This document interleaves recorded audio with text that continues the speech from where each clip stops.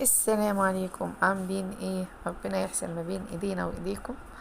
النهارده هنعمل الجناحات مع بعض بقى.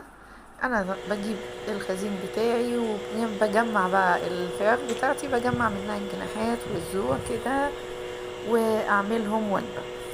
هنا بصلتين متقطعتين وطماطمتين وحبتين فلفل، ومعانا هنا الجناحات بتاعتي انا منضفاها وحطاها ملح والبهارات بتاعت الفراخ اللي بنعملها مع بعضينا، ومتبلاها وسايباها بتاع حوالي ساعة كده مع نفسها. وبعد كده نزلتها في الصينية.